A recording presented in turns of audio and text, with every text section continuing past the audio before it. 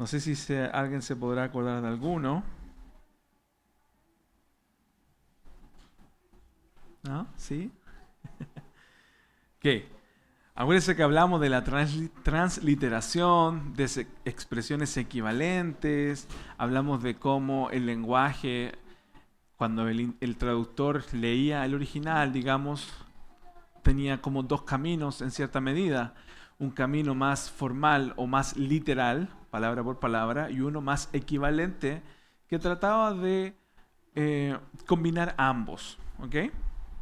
Y ya teníamos el otro extremo que eran algunas paráfrasis. ¿Se acuerdan que eran ya probablemente incluso ninguna de las palabras que estaban en el original estaban en esta traducción? ¿Ok? Y quedamos en que estábamos viendo después del Coffee Time algunas de las primeras traducciones. ¿Ok?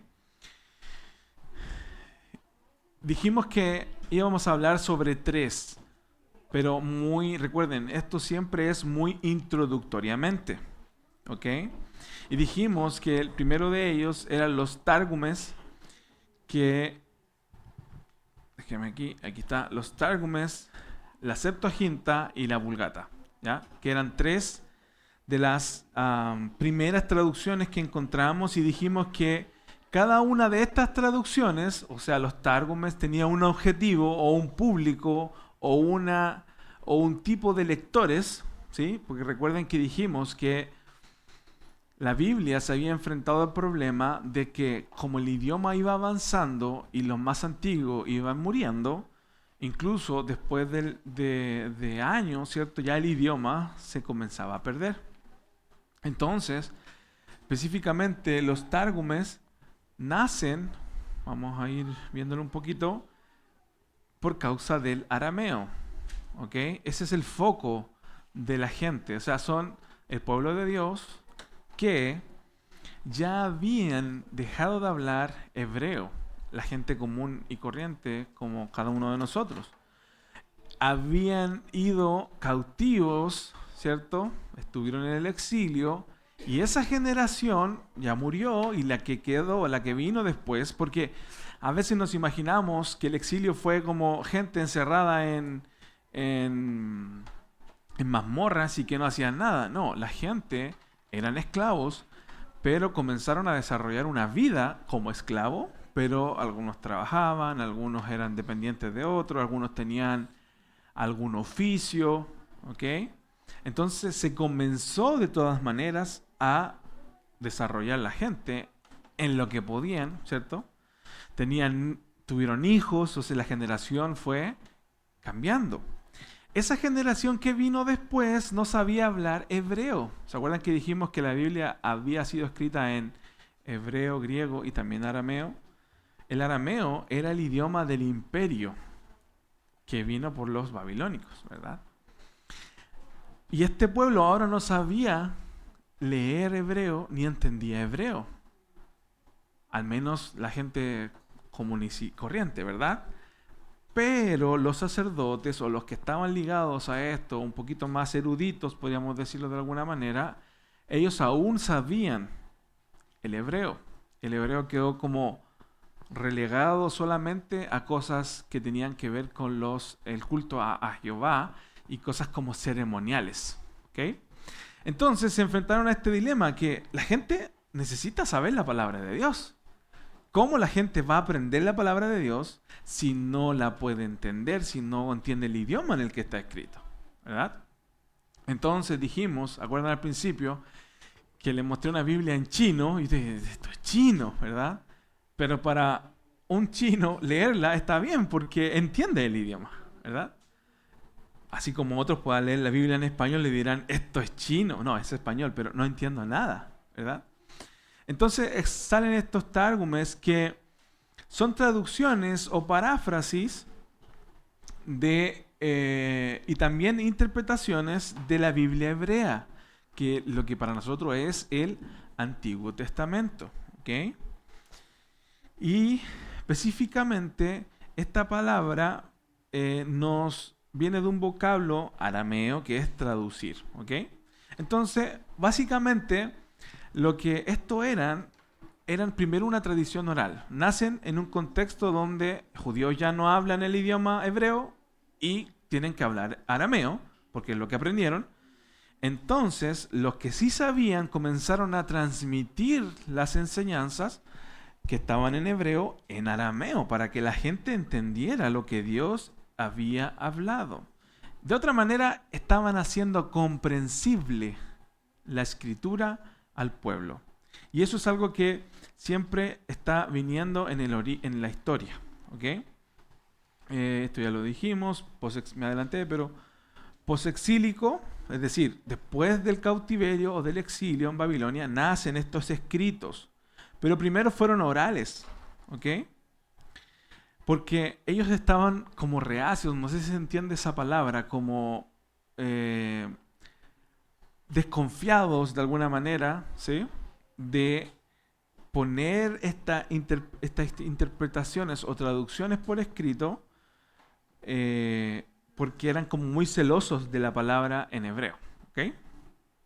Pero entonces durante siglos se transmitió de manera oral y luego recién nosotros, ¿cierto?, pudimos ver gracias a los manuscritos del Mar Muerto que habían, ¿cierto?, algunos de estos tárgumes se transmitieron y mantuvieron de forma oral primero, pero después tuvieron que ponerla por escrito porque la gente ya comenzaba también a fallecer, ¿verdad? Y la gente tenía que tener acceso y era más fácil en cierta medida, aunque no todo el pueblo leía, escribía el idioma. ¿Okay? Pero tenían que dejar un registro. Entonces, hasta los manuscritos del Mar Muerto, que se encontraron en unas cavernas, confirmó, digámoslo científicamente, ¿sí?, a través de la ciencia, que estas traducciones ya circulaban por escrito hacia el siglo I después de Cristo, al menos. Puede que de antes, pero lo que se encontró fue del siglo I después de Cristo. O sea, ya en ese momento habían traducciones que ya estaban en eso. ¿Okay? O sea, probablemente venía de antes, pero al menos hay una evidencia de que en ese siglo ya existían. ¿Okay? Entonces, ¿cuál es de alguna manera esto? ¿Qué es lo que queremos hacer con que estamos hablando sobre estas cosas? Queremos decir que además estas traducciones eran sumamente dinámicas y tenían interpretación. ¿Okay? No eran una traducción como muy literal, sino que estaban tratando de traducir el significado de lo que decía la Escritura a la gente, al pueblo.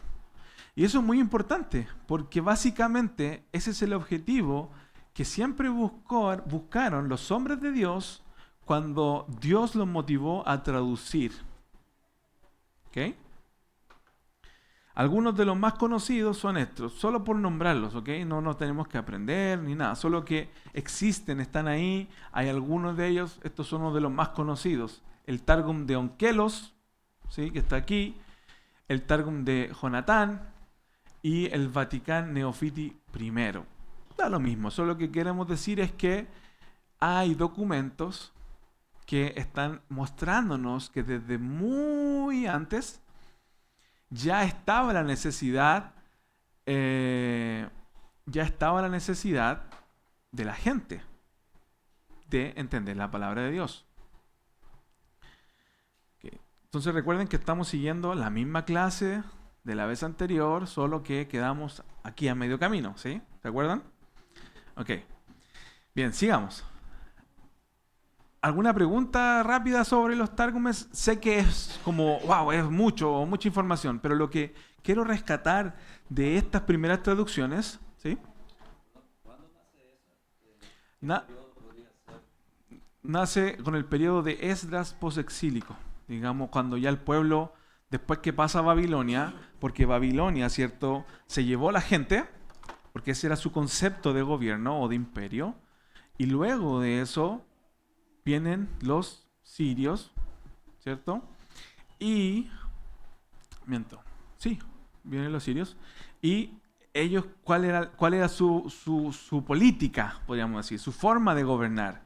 No me sirve toda la gente aquí, en una sola ciudad, aquí, todos juntos.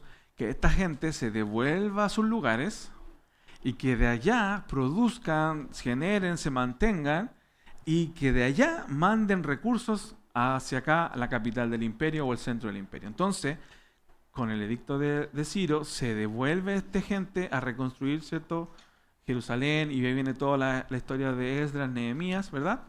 En ese periodo es cuando nacen estos, pero primero fueron orales. ¿Por qué? Por lo que hablamos. Y eso es lo que quiero rescatar. La necesidad que hubo en ese entonces también fue una tónica o algo que siempre volvió como un tema a lo largo del tiempo. ¿Por qué? Porque iba cambiando el lenguaje. De hecho, hoy mismo, ¿verdad? Tenemos jóvenes, algunos nacieron aquí en Canadá, por ejemplo, ¿sí?, que de pronto hay que explicarle qué significa el español. Papá, ¿cómo se dice esto? O mamá, ¿cómo se dice esto? O ¿qué quiere decir esa palabra? No, esa palabra significa tal y tal cosa, ¿verdad? De alguna manera le estamos traduciendo el español, ¿sí? Y de pronto le decimos, eso significa, y le decimos la palabra en inglés, o tal palabra en inglés, ¿verdad? O niños que llegaron muy pequeños y han ido aprendiendo español, pero no saben todas las palabras de español. Aún nosotros que somos más viejos, ¿verdad?, que aprendimos, hablamos español por más tiempo, sabemos todas las palabras. Pero el idioma, el lenguaje es un proceso dinámico que involucra la comunicación. Entonces, por ejemplo, hoy día la forma en la que comunicamos no es la misma que hace 30, 5, 10, 20, 25, 30 años atrás. Hoy tenemos un aparato, ¿verdad?, que es maravilloso por un lado y muy peligroso por otro, ¿verdad? Pero nos permite poder llamar a alguien en otro lado del mundo de manera instantánea. Pero hace 30 años atrás eso era impensable. Hoy día tener videoconferencias por Zoom o por lo que sea, cualquier plataforma de las que hay, era impensado hace 30, 40 años atrás, ¿verdad? Hoy día la capacidad de comprar un libro, por ejemplo, si estuviéramos en el periodo de, no sé, del siglo XIII, XIV, no existía todavía la imprenta. Entonces, o existía, pero no era un boom, ¿cierto? Desde que comenzó la imprenta, comenzó otra forma de comunicar. Y eso ha ido avanzando, avanzando, hasta que estamos hoy día en los tiempos del Internet, ¿verdad? Antes buscábamos todos los libros, ahora uno busca en Internet. Entonces, cambian la forma de comunicar. Ok, vamos a hacer un alto aquí que voy a responder ahí un mensaje que me dieron. Es la misma, la que te mandé ahora, solo que más abajo parte. Sigue la misma. Ok, entonces eso es lo que quiero rescatar de esto. Ok, ¿sí se entiende? ¿Sí? Bueno, avancemos. Eso fue por el lado del arameo, ¿verdad? Un poco más atrás. Estamos hablando de las primeras traducciones, por qué fueron naciendo. Ahora tenemos esta otra traducción que también es antigua, que es la Septuaginta. La Septuaginta es la traducción más antigua que se conoce de las escrituras hebreas del Antiguo Testamento al griego, koiné. Habían, al menos, este es como el griego del pueblo, ¿no? El griego koiné significa común. Era lo que se hablaba en el día a día, en el mercado, si usted hacía una transacción o algo. Habían otros griegos, tipos de griegos que eran dórico y ático, que son más formales, eran para los eruditos, como el que hablaba Platón, ¿cierto? O Sócrates, etc. O sea, lo que queremos decir es que este griego era el griego de la gente común. Entonces tiene un poco de relación con lo que estábamos hablando, porque si lo hubiesen puesto en griego, por ejemplo, dórico, que era como un griego formal para los académicos, para la gente pensante, por así decirlo, como estos grandes filósofos, ¿hubiese tenido acceso la gente a eso? No, ¿verdad? Entonces, este se tradujo al griego koiné, que significa griego común. La Septuaginta, algunas otras características. ¿Por qué nace o dónde nace? Nace en Alejandría, en Egipto. Ahí tuvo su origen, probablemente durante el reinado de Ptolomeo II, eso en el año 285 al año 246 a.C. Pero es interesante algo aquí en su origen, en que el proceso de traducción comenzó con la ley, o para nosotros el Pentateuco, o los primeros 5 libros de la Biblia que usted tiene en sus manos. ¿Okay? Eso fue alrededor del año 250 y se cree que el resto de los libros se complementaron de manera, ¿cierto?, unos tras otros sucesivos a lo largo de un par de siglos, de entre el 280 y el 150. Entonces, ¿cuál es el objetivo de esto? ¿Cuál es el objetivo de esta traducción? Fue creada ¿para quiénes? Para los judíos de la diáspora, porque otra vez volvemos a lo mismo. ¿Qué es la diáspora? Es dispersión. Son aquellos que se fueron de Jerusalén, que salieron esparcidos por el mundo conocido, podríamos decirlo en ese entonces. Entonces, estas personas, los judíos de la diáspora, que residían principalmente en Egipto, había una comunidad grande ahí en Alejandría, ya fueron abandonando su lenguaje hebreo, ¿verdad? Y arameo. Al hebreo ya lo habían abandonado, pero al arameo, ¿cierto? Y comenzaron a adoptar ¿cuál? ¿Cuál creen ustedes? El griego koiné, ¿verdad? ¿Por qué? Porque era una lengua cotidiana. Entonces, como usted y como yo necesitamos escuchar la Biblia, comprender la Biblia, estudiar la Biblia, enseñar la Biblia o las Escrituras en un idioma que pudieran comprender. Si, por ejemplo, viniera alguien a darnos una clase en francés, quizás alguno habla francés aquí, pero si viniera alguien a darnos una clase en francés, sería como un poco difícil. Quizás alguna que otra cosa vamos a captar, quizás, ¿no? Pero no sería lo mismo que alguien nos dé una clase en español, aunque el que habla español a veces habla raro, pero al menos hay algo más de lo que se entiende, ¿verdad? Entonces ese fue el objetivo, que la gente, judíos de la diáspora, pudieran tener la Biblia o las Escrituras, la Biblia hebrea, el Antiguo Testamento para nosotros, en su idioma. ¿Okay? El origen del nombre proviene de que Septuaginta significa 70 y que se supone, ¿cierto?, según una leyenda narrada en la carta de Aristeas, dice que fue traducida por 72 eruditos judíos. ¿Okay? Se supone que son 6 de cada una de las 12 tribus, pero eso está difícil. ¿Okay?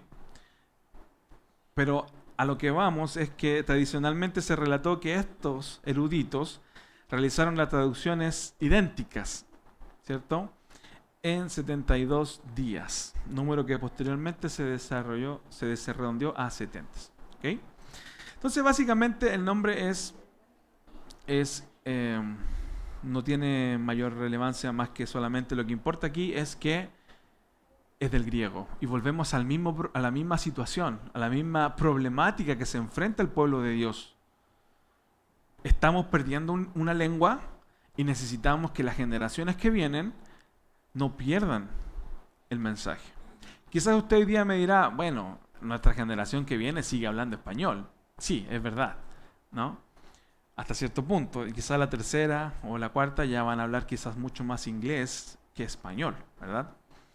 Pero a lo que vamos ahora es no solamente el lenguaje o las palabras o los símbolos van a ir cambiando. Quizás lo han hecho durante muchos años y quizás no lo hagan durante muchos años más. Pero sí va cambiando el canal por el que se comunica, la forma en la que los demás oyen. Por ejemplo, los jóvenes ya no les puedes explicar de la misma manera que nos enseñaron a nosotros hace 15, 20 o 30 años atrás, ¿verdad? Incluso, aunque como familia seguimos usando los mismos principios que quizás nuestros padres o nuestros abuelos, de cierta manera, no llevamos la familia de la misma manera, ¿verdad?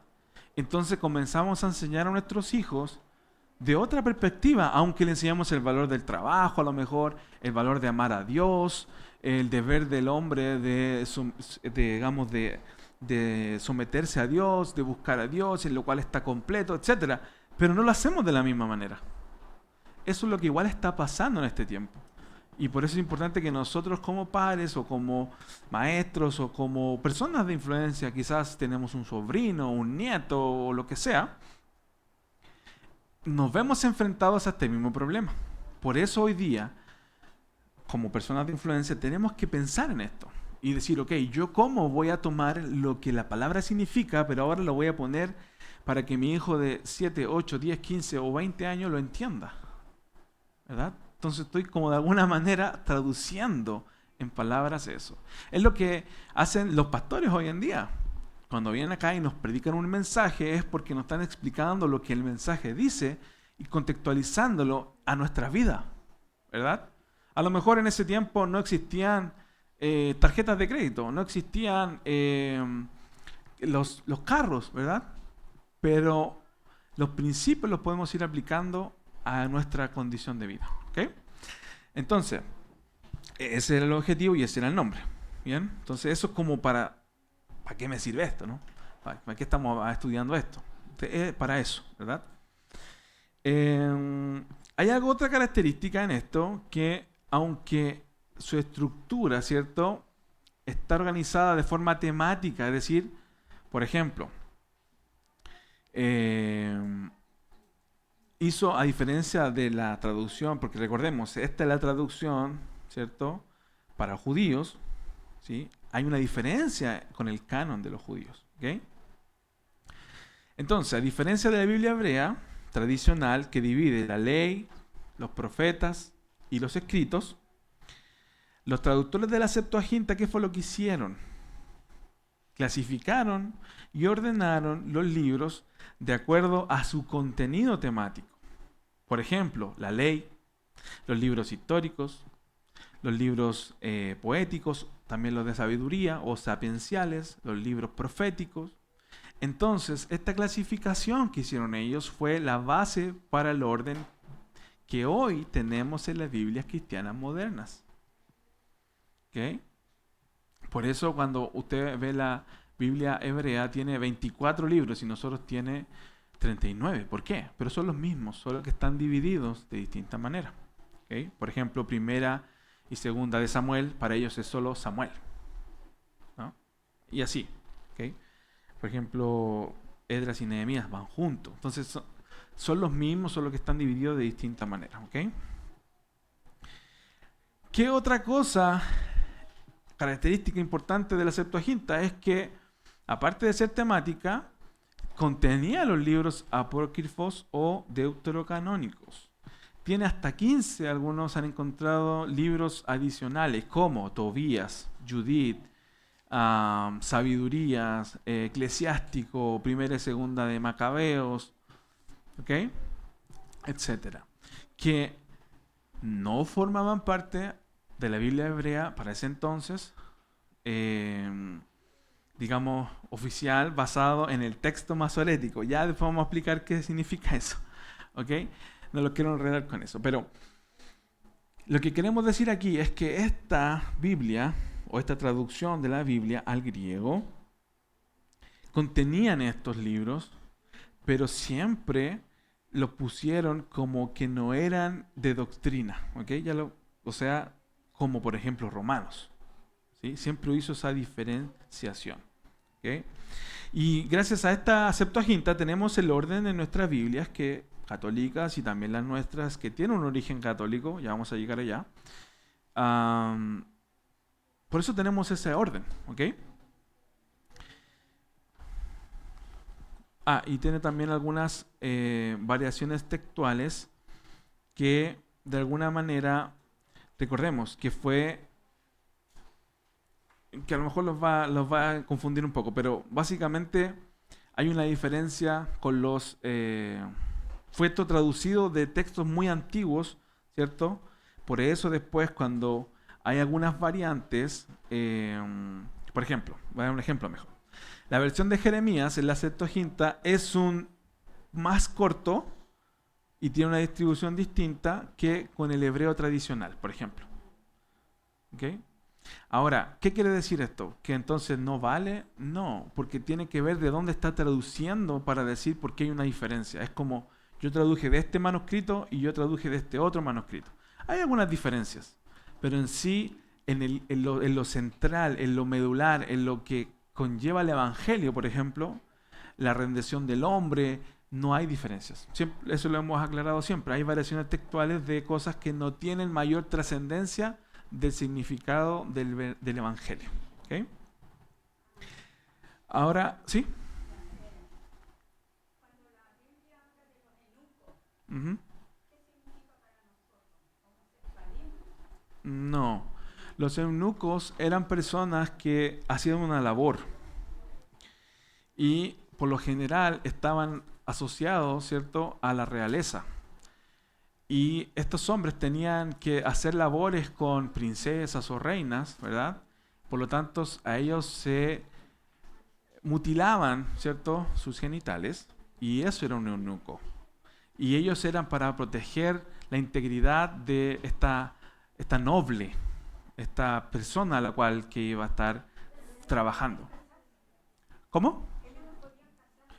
No, porque estaban al servicio, pero no es que ellos fueran homosexuales, sino que eran esclavos que desarrollaban un oficio específico y que por el simple hecho de hacer eso tenían que ser eunucados o mutilados, ¿verdad? Castrados, podríamos decirlo de alguna manera. ¿No? Pero no es que ellos eran homosexuales, ¿verdad? Hay una diferencia en que desarrollaban una labor. Por eso se les aplicaba eso. No es que era voluntario tampoco, ¿no? Ellos eran esclavos y tenían que hacer lo que eran. A lo mejor venían de descendencia, eunucas, familias que se dedicaban a eso, pero en sí no es que ellos eran homosexuales, ¿ok? Bien, sigamos. La estructura, perdón, eso ya lo dije. La importancia teológica de la Septuaginta es que la Septuaginta fue la Biblia oficial, digámoslo, de la primera generación de cristianos o de la iglesia primitiva. Y fue el texto, podríamos decir, estándar, utilizado por los autores del Nuevo Testamento, como Pablo, como Lucas, Jesús mismo, que citaban esto y lo utilizaron para propagar el Evangelio en el mundo grecorromano del Nuevo Testamento.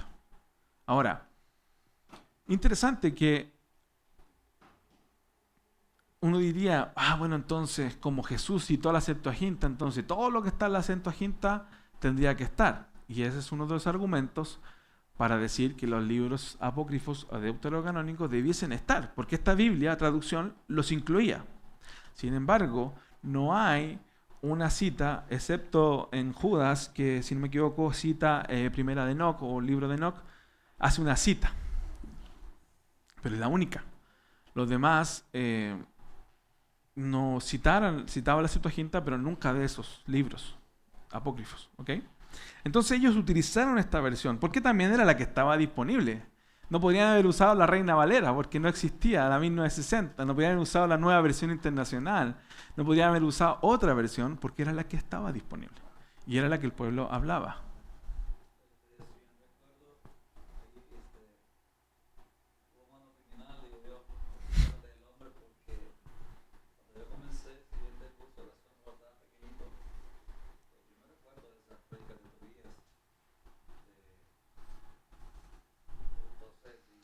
Sí, claro. Hubo un periodo de mucha confusión al enseñar esos libros, porque ¿cuál es el gran problema de los libros apócrifos? No es que tampoco yo los vengo a defender ni a descartar. Lo que tenemos que entender es qué es lo que son, de dónde vienen, cómo debemos acercarnos a ellos, ¿no? Hay muchas inconsistencias con el resto de la revelación. Y un principio bíblico, hermanos, hermenéutico, que es decir que yo tengo que entender cuando voy a estudiar la Biblia, es que la Biblia interpreta la Biblia. ¿Qué significa esto? Que, por ejemplo, yo tengo un pasaje, no sé, por ejemplo, en Hebreos, por ejemplo. Yo tengo un pasaje en Hebreos y habla sobre un sacrificio, algo medio extraño. Ok, no entiendo por qué habla esto. Bueno, me voy a Levítico y yo voy a decir, él está hablando de esto. Porque eso le arroja un poco más de luz, ¿cierto? A lo que él está trayendo. ¿Por qué? Porque la Biblia explica la Biblia. Hay ciertos pasajes que son más oscuros o que le cuesta más a uno entender, pero luego otro escritor o el mismo escritor en otro de sus escritos explica esto mismo con otras palabras y le arroja luz, ¿verdad? Porque tenemos que entender que la Biblia tiene un solo autor, que es el Espíritu Santo. Entonces no puedes decir, bueno, ¿a dónde se equivocó el Espíritu Santo? ¿En Tobías o en Romanos? ¿No? Porque no pueden estar contradicciones, ¿no? Es interesante lo que usted dice. Ahora, si digamos como humanidad no hemos encontrado otros libros que acuerden estos tres libros, por decirlo así, Ujú, porque nada menos en las últimas investigaciones, bueno, yo leía una historia bien importante acerca del libro de Tomás. ujú. Es pequeño, pero el relato dice que Jesús se encontraba, no sé si lo he escuchado, que Jesús estaba Jugando con barro y eso, claro. entonces, son cosas que uno a veces, wow, dice, la verdad no tenemos todo el conocimiento, o no tenemos toda la materia, por decirlo así, para... Ahora, Es interesante, ¿no? Por sí, eso le digo, ahora hay que entender que muchos de estos son solamente supersticiones y cuentos. Porque, por ejemplo, tenemos que, cuando vimos la suficiencia de las Escrituras, tenemos que entender y creer y confiar de que lo que tenemos es todo lo que necesitamos. Porque si no, hubiésemos tenido lo otro. ¿Me entiendes? Porque lo que la Biblia tiene es suficiente. Ah, sí. Sí, está bonita. Ujú. Yo creo que muchos la pueden haber visto. Sale como una especie de arco iris, ¿verdad? Donde son puras conexiones entre el Antiguo y el Nuevo Testamento, y incluso entre Antiguo, Antiguo, Nuevo, Nuevo, que lo que muestra finalmente es que lo que la Biblia es una unidad, ¿ok? La Biblia que tenemos hoy en día. Pero volviendo al tema de los apócrifos, hay muchos de ellos o deuterocanónicos. Hay muchos de ellos que son útiles. Por ejemplo, Primera de Macabeo tiene una importancia histórica donde nos relata qué pasó con los judíos durante ese periodo donde la Biblia no habla sobre eso. Ahí aparecen los fariseos, los saduceos, ven todas estas facciones, porque en el Antiguo Testamento no existen, ¿no? Termina el Antiguo Testamento de nuestras Biblias en Malaquías, ¿verdad? Y comienza un periodo de años de silencio que se le denominó, que son 400 años, ¿verdad? Y luego, pero nosotros hacemos así y aparece la genealogía de Jesús en Mateo, ¿sí?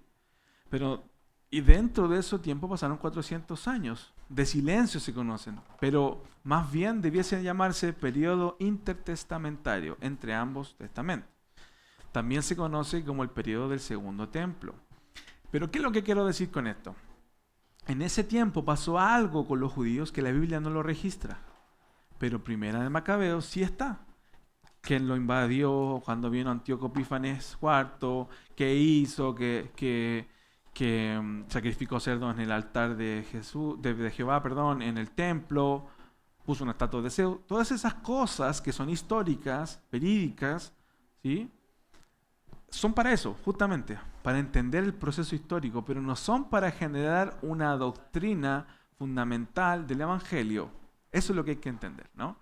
Estos libros no son para eso, pero si yo los puedo leer, bien, y tiene que haber, alguno de ellos hay sabiduría, porque si dicen algo verdad que el pueblo conocía, lo más probable es que esté en la Biblia si es verdadero, ¿no?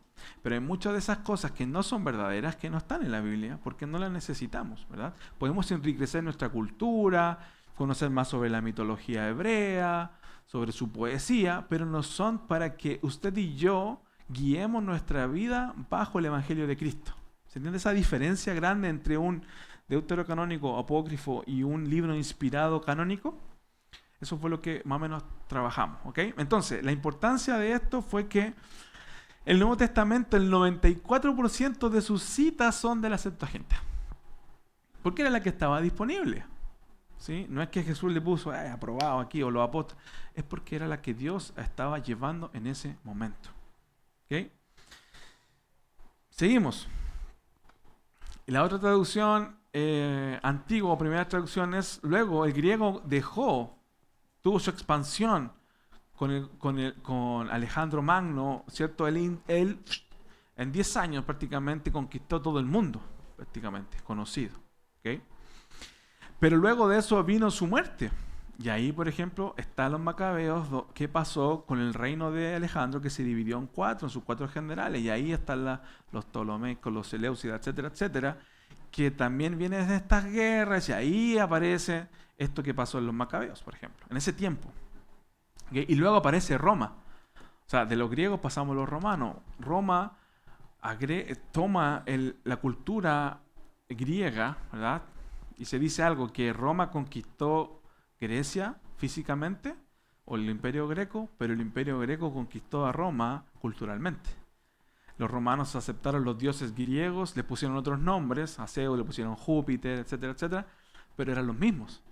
Y la cultura fue muy fuerte en Roma, el imperio romano. Entonces con esto también viene después el latín. Ya dejamos como el griego en cierta medida, volvió a cambiar el idioma del imperio después era el latín. Entonces, si se fijan, siempre va cambiando esto, ¿okay? Y la Vulgata latina, así se llama, ¿verdad? Es para el latín, y es la traducción de la Biblia del latín más famosa de la historia, que sirvió durante siglos como la versión oficial de la Iglesia Católica Romana, ¿okay?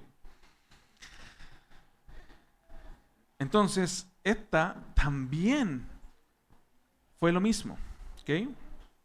Porque el término Vulgata proviene de una palabra de latín que significa, ¿qué creen ustedes?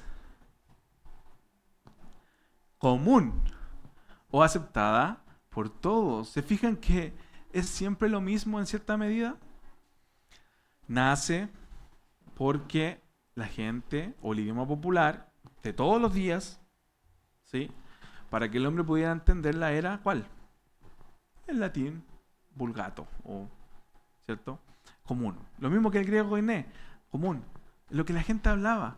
Por eso muchas veces nos enredamos en cosas y queremos ponerle palabras griegas a lo que queremos enseñar y queremos ponerle y decir Yeshua HaMashiach porque suena mejor que decir Jesús el Mesías. ¿Sí? No tiene sentido. No tiene sentido porque lo que necesitamos es ponerlo en las palabras comunes, cotidianas. ¿Okay? Entonces, esta versión fue comisionada en el año 382 después de Cristo por el Papa Dámaso I. ¿Okay? Papa Dámaso I, ¿a quién se la comisionó? A Jerónimo. Jerónimo fue el, digamos, erudito a cargo de la traducción de esta versión. El Papa deseaba un texto latín unificado y confiable. ¿Para quién? Principalmente para frenar una confusión que causaba tener distintas versiones de la Biblia, variantes, discrepancias, ¿sí? Y había una versión anterior a esta que se llamaba Latina Antigua, ¿ok? Entonces, era muy antigua también ya, ¿verdad? Entonces, Jerónimo utilizó esta versión o estos manuscritos antiguos de la Latina Antigua y también algunos manuscritos en griego para traducir esta versión de la Vulgata latina. Y Jerónimo tardó aproximadamente, la empezó en el 382 después de Cristo y la terminó, o tuvo un término, en el 405 después de Cristo. Es decir, Jerónimo tardó alrededor de 23 años en completar la obra. A veces creemos que esto es como hoy día nosotros le ponemos copiar y pegar en el Google Translator y ya nos tiene la traducción, ¿verdad? No era así, ¿verdad? Hay un trabajo detrás de todas estas cosas, hay un proceso. Entonces, básicamente esta Vulgata latina nace porque había que unificar la versión para la gente común que hablaba este idioma. Fue comisionada por un papa, Papa Dámaso I, a Jerónimo. Jerónimo fue el encargado de la traducción. ¿Okay? Y tardó 23 años. Pero aquí hay algo interesante que destacar de la metodología y cómo tradujo él. Entonces, por un lado, o digámoslo de otra manera, no es una traducción uniforme. ¿Qué quiere decir? Que no utilizó el mismo método en todas las partes que tradujo, sino que fue cambiando su metodología de traducción. ¿Qué quiere decir esto? El Nuevo Testamento, por ejemplo, no se hizo desde cero. sino que fue revisando esta versión latina antigua, que así se llamaba, y fue corrigiendo, ¿sí?, las deficiencias o las formas que no estaban 100% de acuerdo al griego, porque cuando el griego, ¿cierto?, tenía él manuscritos en griego del Nuevo Testamento, y él comparaba con la latina antigua, y decía, pero mira, el griego tiene este énfasis, y él corregía donde la otra no lo tenía, ¿ok? Básicamente. Pero el Antiguo Testamento fue como muy arriesgado él, ¿cierto? Utilizó unos manuscritos, podríamos decirlo, del texto hebreo. No utilizó la Septuaginta que vimos recién, que estaba en griego. Porque el Nuevo Testamento utilizó, comparando el griego que había, más la latina antigua, ¿verdad? Pero en el Antiguo Testamento utilizó directamente de los textos hebreos, que eran textos palestinenses. Entonces, lo único que él no utilizó fueron para los salmos y básicamente utilizó otros manuscritos, pero que fueron de orígenes. Pero lo que importa aquí es que él, para el Antiguo Testamento, no utilizó la Septuaginta que estaba en griego, sino que tradujo del hebreo, ¿sí? Entonces, Jerónimo fue sumamente claro en cuanto a los apócrifos, porque él dijo que déjame ver aquí, ahí está. Dijo que debido a que los libros apócrifos, que también estaban en ese tiempo, ¿verdad? Y él también tenía que tratarlos, como cuáles, como dijimos, como Tobías, como Judith, como Sabiduría, como Eclesiástico. Ustedes lo pueden encontrar, incluso hoy día están en internet también. Que no eran canónicos, él dijo, y no debían usarse para establecer doctrinas. Por eso no los tradujo, muchos de ellos, y a la Vulgata, cuando él estaba vivo, no estaban. Cuando él muere, los incorpora nuevamente. ¿Ok? Eso es importante. Vamos a ver por qué. Entonces, la Vulgata Latina es una versión que nace para la gente común de nuevo. No es algo que es para solo los de la iglesia tanto o los de los pastores más top. No, siempre fue para la gente de a pie, que digo yo. La gente como usted y como yo, que estamos en nuestras casas, que vamos a trabajar, que hacemos nuestras cosas, para ese tipo de gente. ¿Ok? Vamos a terminar y vamos a ir al break para que luego volvamos a la Biblia en español. ¿Ok?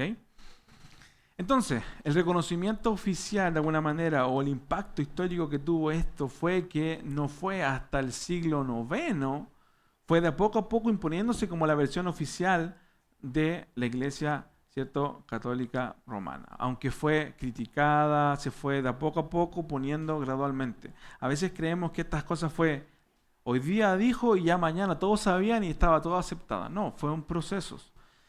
Si no fue hasta el Concilio de Trento, que sale ahí, que 1546, que se declaró como la versión oficial católica.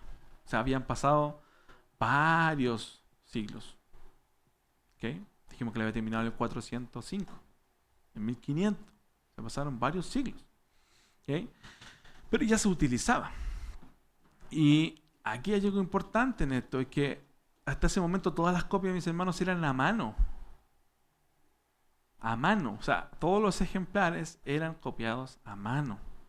Pero en el siglo XV fue el primer libro impreso con tipos móviles con la imprenta de Gutenberg. En el siglo XV la Vulgata Latina fue la que pasó a la historia y siempre se recuerda en el primer libro impreso en una imprenta con caracteres móviles de Johannes Gutenberg. Entonces, mis hermanos, la Biblia nuevamente lo hace y es la primera en ser impresa. ¿Sí?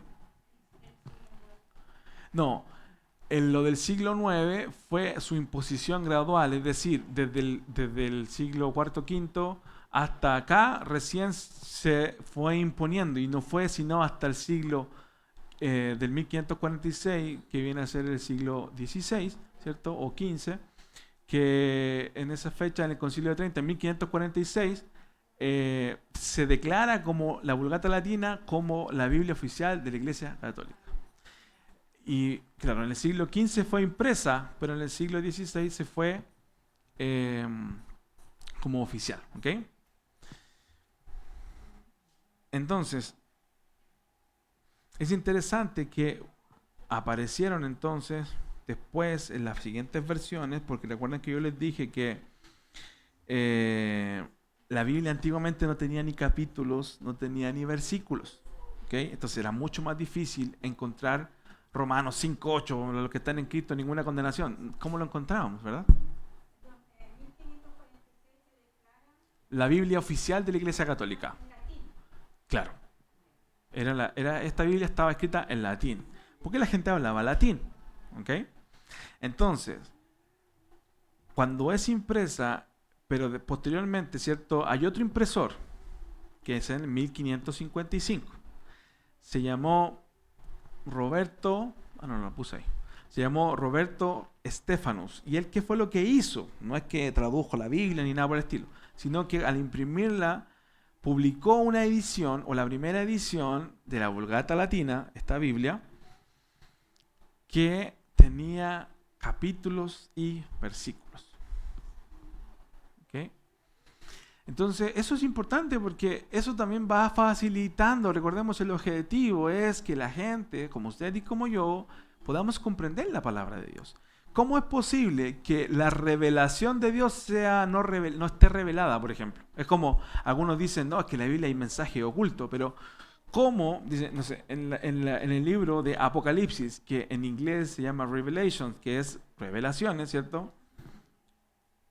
¿Cómo va a ser que yo te estoy revelando pero te dejo algo oculto? No tiene sentido, ¿verdad? De hecho, Apocalipsis significa abrir, básicamente. Abrir desde dentro. ¿Okay?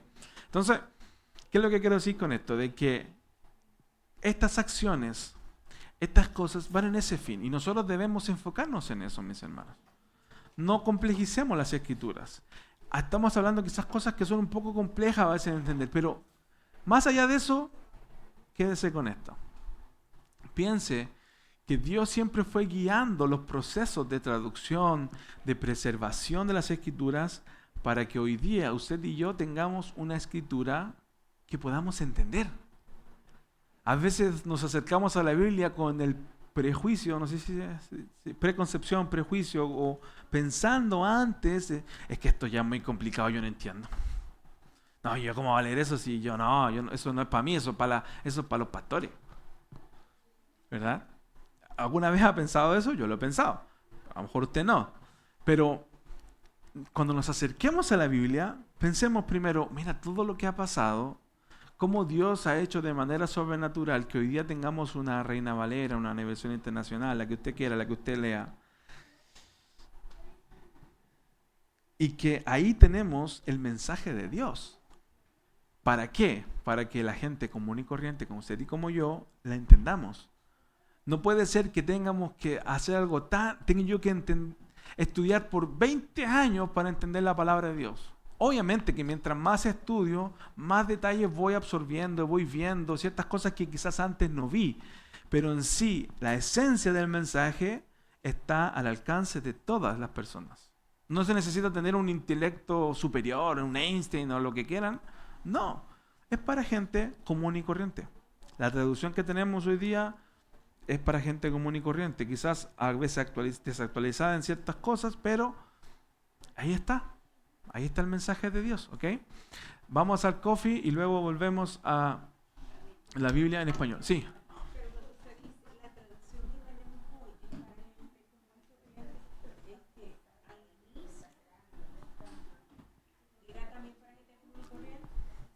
Siempre.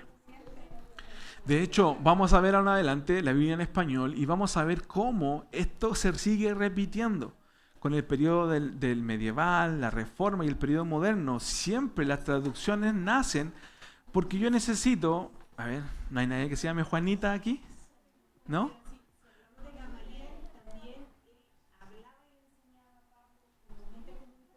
Claro.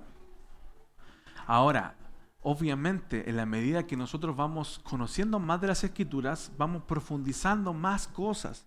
Por ejemplo, son datos que si solo cualquier persona se las podría aprender. Cualquier persona podría aprenderse, y esta ciudad estaba a 30 kilómetros de esta ciudad, y cuando decían que subían a Jerusalén era porque iban al monte, porque estaban en el monte, y cuando bajaban, eso lo puede aprender cualquiera. Cualquier persona puede aprender un dato como ese.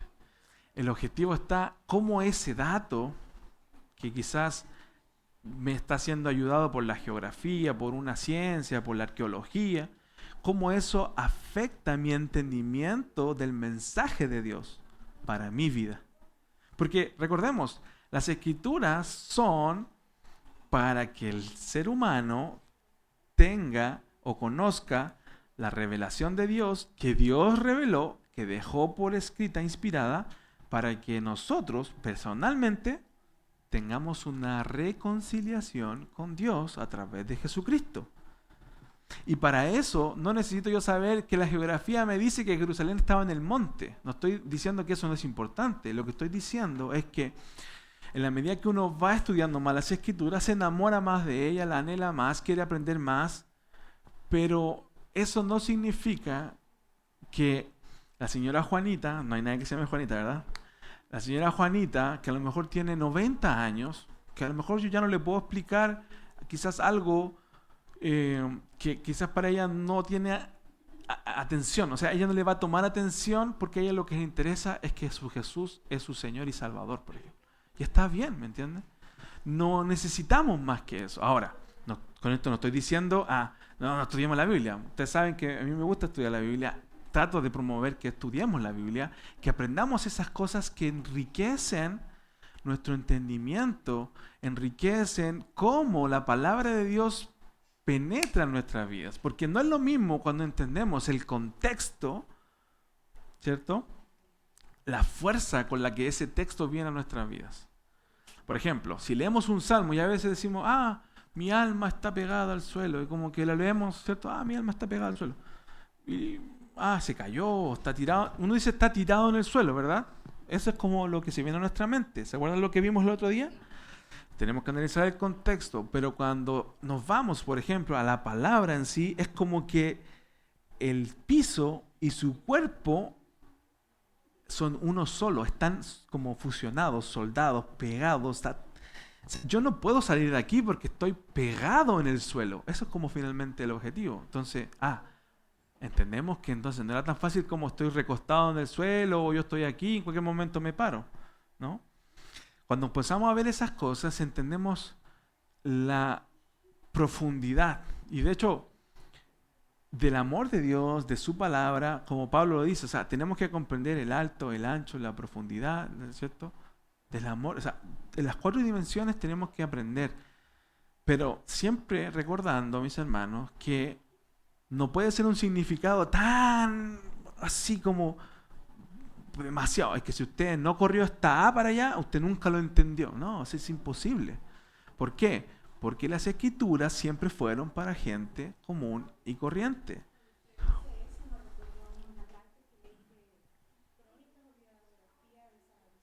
Uh-huh.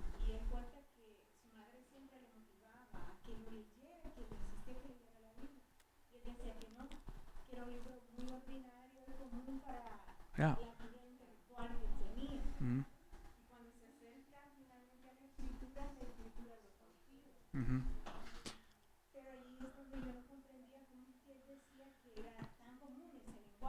Claro, porque estaba escrito en palabras que no eran doctas, no eran cultas, por así decirlo, no eran de eruditos.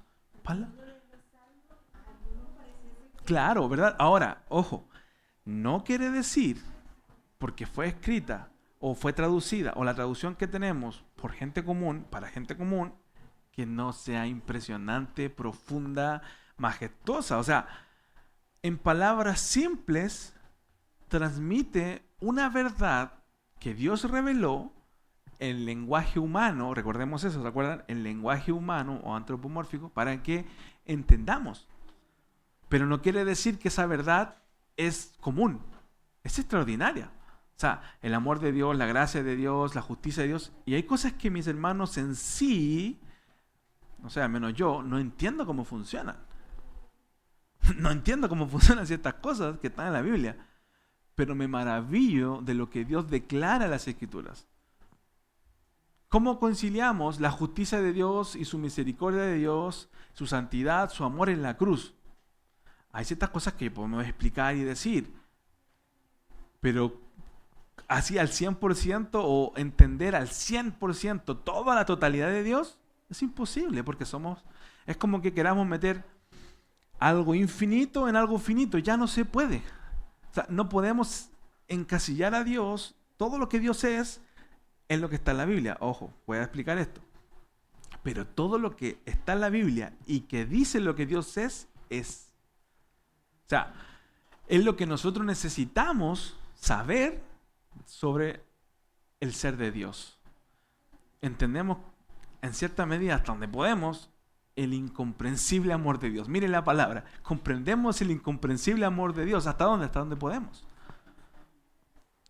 Pero con ese poquito que podemos entender, nos damos cuenta de nuestra condición, de la necesidad del Evangelio, de un Salvador, y vemos el amor de Dios en la cruz de Cristo. Se fija que a lo mejor no entendemos todo lo de la cruz de Cristo, pero lo que la Biblia nos enseña sobre la cruz de Cristo es suficiente para lo que necesitamos, que es Dios. Entonces, no se pierda con que porque fue escrita para gente común, es cualquier cosa.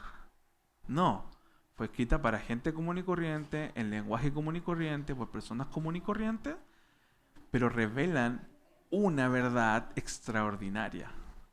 Y esa es la gracia de las Escrituras, ¿no? Cómo algo tan extraordinario puede ser explicado en algo tan simple. Pero nosotros muchas veces nos complicamos, queremos entrar a la Escritura con todo lo difícil. No, leamos y entendamos lo que dice. Recuerden que las Escrituras eran leídas así. Era como que yo me parara aquí y dijera, bueno hermanos, llegó una carta del apóstol Pablo, así que pongan atención. Y me largo a leer la carta. No habían iPad, no había voy a grabar lo que dijo el hermano, ¿no? Entonces Dios, a través de su Espíritu Santo, porque es una palabra viva, iba imprimiendo en los corazones de cada uno la palabra de Dios.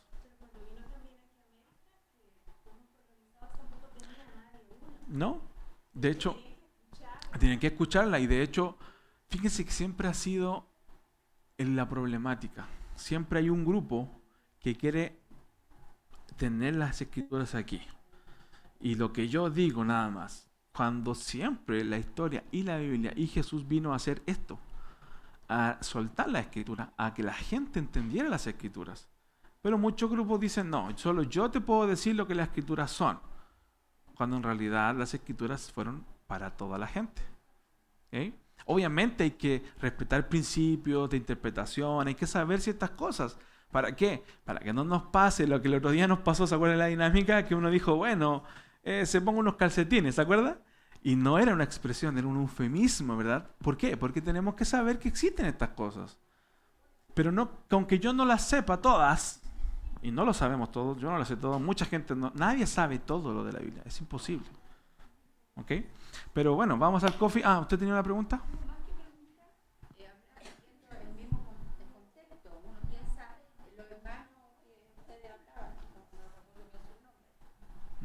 no están en la Biblia.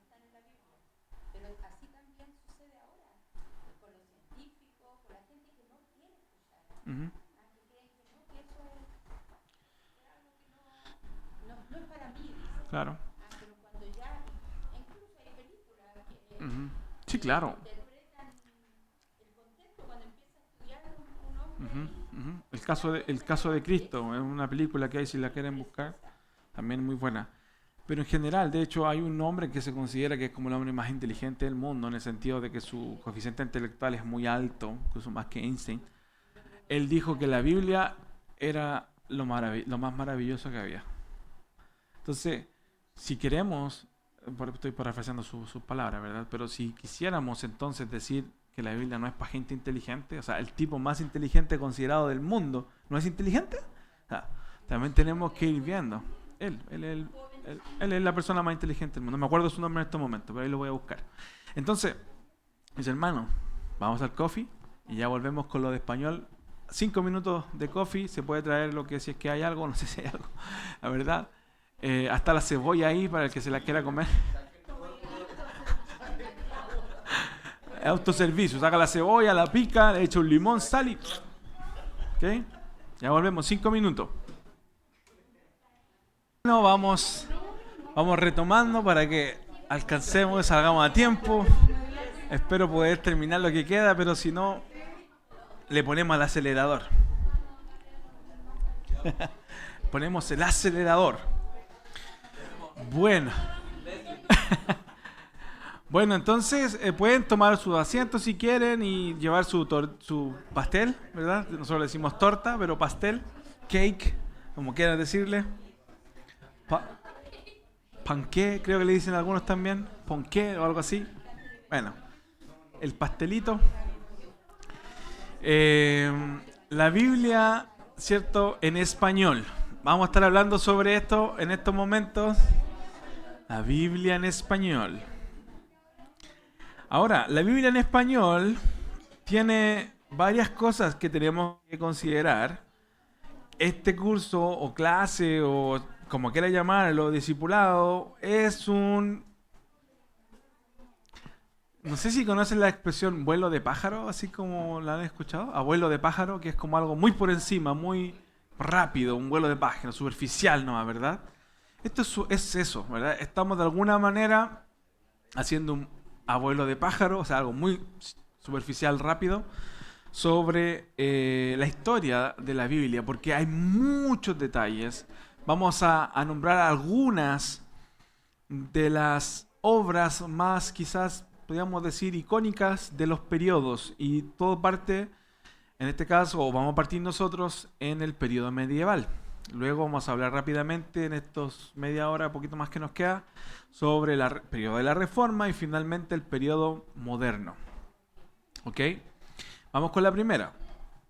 En el periodo medieval, que va desde los siglos XII al siglo XV, aparece esta Biblia, ¿verdad? Que no sé si nos alcanza mucho a leer, pero se llama La Facienda de Ultramar. ¿Ok? No sé si alguna vez escucharon Salamanca. Sí, un país, pero también una editorial, Salamanca. No sé si alguna vez la escucharon. Yo creo que sí. Pero bueno, La Facienda de Ultramar del siglo XII es considerada uno de los textos bíblicos de traducción al español más antiguos que se conservan hasta el día de hoy. Y básicamente, ¿qué es lo que es? Consiste en una descripción geográfica e histórica de un viaje a Palestina escrita por el arcediano. Es un nombre muy raro, cuesta mucho pronunciarlo, pero es Aymerich Malafaida. ¿Okay? Da igual, pero esta persona escribe La Facienda de Ultramar, pero que relata un viaje, ¿cierto? Y esta persona llegó a ser el tercer patriarca de Antioquía, ¿sí? Antioquía era un centro donde se fueron juntando los cristianos en este caso, ¿verdad? Era importante. Y esta escrito, traducción sobre este viaje fue dirigido al arzobispo Raimundo de Toledo, que está anotado ahí también. Y esto, ¿qué es lo que interesa de esto? Es que una de las primeras traducciones que comenzaron a hacerse al español de cosas de la Biblia. ¿Por qué? Porque no es que pasamos a este periodo medieval o de repente 1, 2, 3 y tiene la versión Reina Valera 1960 que tiene usted en sus manos o la nueva versión internacional. Poco a poco siempre aparece la necesidad de que, hey, la palabra tiene que llegar ahora a este otro idioma que encontramos, porque tiene que pensar que todo esto se fue expandiendo desde, ¿cierto?, esta Palestina, Jerusalén y todas estas áreas fue como en círculos concéntricos creciendo, creciendo, creciendo, creciendo, creciendo. Y en la medida que iba creciendo, creciendo, creciendo, creciendo, iba encontrando otros dialectos, otros idiomas, porque a veces creemos que solo es el español, ¿verdad? En algún momento cuando vivíamos en nuestro país decíamos, "Bueno, lo único que pensábamos todo el tiempo era español. No pensábamos, aunque sabíamos que en otro país hablan francés, alemán, inglés y portugués y no sé qué, pero nuestra mente ni siquiera pensaba como español, era algo automático, ¿verdad? Y era solo en español. Algo así mismo fue pasando, pero en la medida que fue creciendo, se fue expandiendo el evangelio, fueron conociendo nuevas tribus, naciones, y que ya Dios había inventado los idiomas muchos siglos atrás, ¿verdad? En la Torre de Babel. Ya había creado los idiomas. Entonces, esto se fue dando y comenzaron a decir, ok, hagamos cosas en español. Entonces, esto fue traducido a un español que nosotros probablemente hoy día no podríamos leer, porque es un español romance medieval que se llama, que es un español que nosotros no entenderíamos probablemente. ¿Ok? Pero lo que estamos diciendo es que ya empezó en este tiempo a aparecer cosas en español sobre las sagradas escrituras que tenían que ver con ella. ¿Ok? Sigamos. Solo recuerden, esto vamos a ir solo hablando de algunas cosas, es para que nos vayamos imaginando que en cada periodo fueron pasando cosas sobre las traducciones en español ahora. ¿Ok? Entonces, aquí tenemos otro escrito, y esto ya es una Biblia, la Biblia Alfonsina, en el 1280. Recordemos, estamos en el periodo medieval. Si ustedes alcanzan a ver ahí, todo esto, mis hermanos, era escrito a mano. Esa es una página de la Biblia. ¿Ok? Aquí se ven algunas ilustraciones, ¿verdad? Y todo esto a mano. Entonces había que tener dinero también para traducir, había que tener conocimiento, pero además había que tener habilidad. Ahí es cuando yo digo que Dios no eliminó la personalidad ni la habilidad de la gente. ¿Se acuerdan que lo vimos en algún momento? Porque miren, esta persona tenía que tener conocimiento, habilidades para escribirlo, ¿ok? Pero la Biblia Alfonsina, entonces, fue la primera versión castellana, porque así se llamaba, de toda la Biblia, pero estaba enfocada en el Antiguo Testamento. Y se dice o se tiene conocimiento de que fue traducida a partir de la Vulgata latina. Entonces, interesante, porque Alfonso X, conocido como el Sabio, ¿quién fue? Fue un rey que él buscaba promover como lo que hoy día llamaríamos como las escrituras, las letras, el arte, ¿verdad? Y hay una escuela de traductores de Toledo y él fue uno de los que empujó eso, ¿ok? Entonces, esta traducción de la Biblia enfocada en el Antiguo Testamento, que viene de la Vulgata latina, muestra una clara influencia, ¿cierto?, de la Biblia pre-alfonsina, porque se llama Alfonsina y la otra era pre-alfonsina.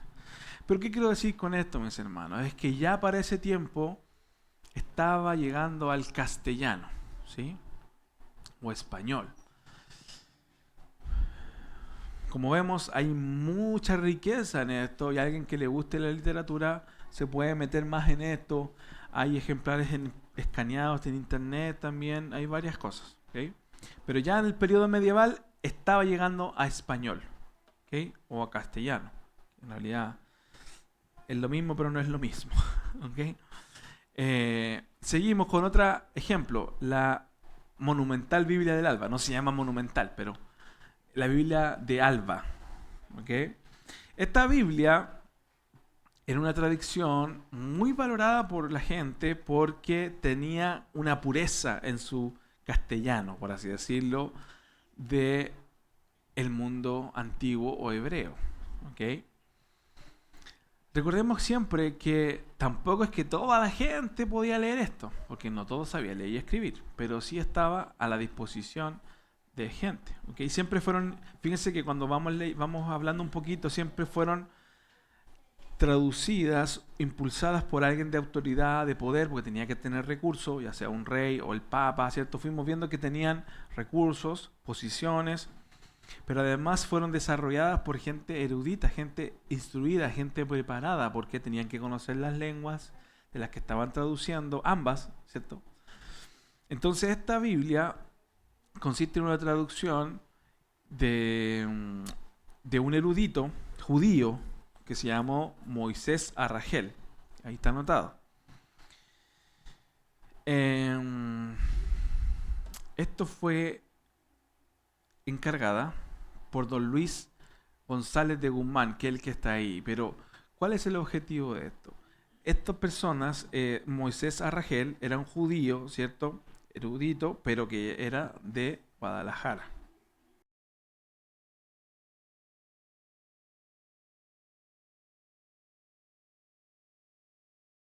Inicialmente no quiso por motivos religiosos, pero fue obligado, hermano, mire, fue obligado, ¿cierto?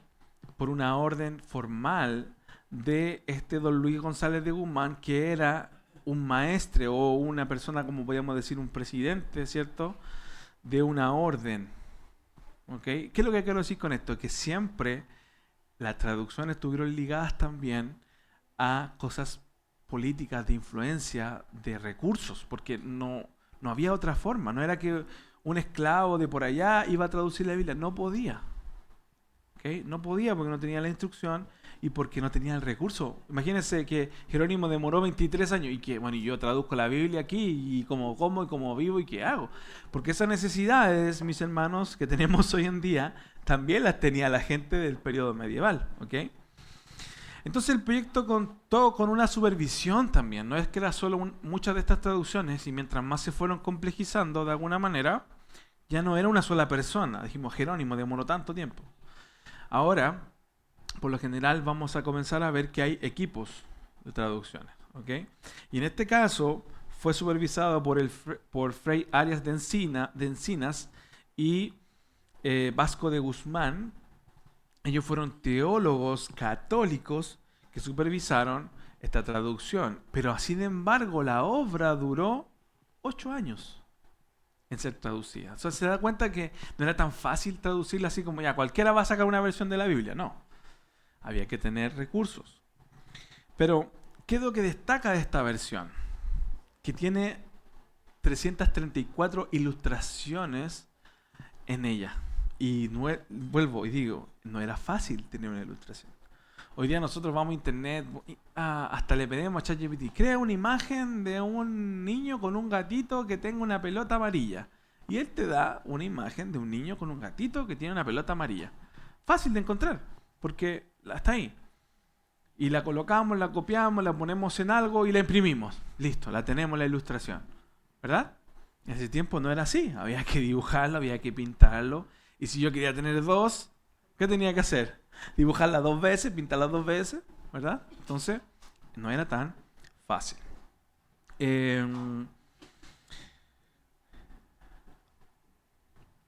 Ok, actualmente esta versión, hay una copia, digamos, por así decirlo, una copia de esto y está en Madrid. Si alguien un día quiere ir, la puede ir a ver. Ok, sigamos. Luego, básicamente se dan cuenta que ¿qué es lo que destacamos? En la medida que va avanzando en los periodos, comienzan a salir versiones más complejas, más largas, más grandes en español. ¿Por qué?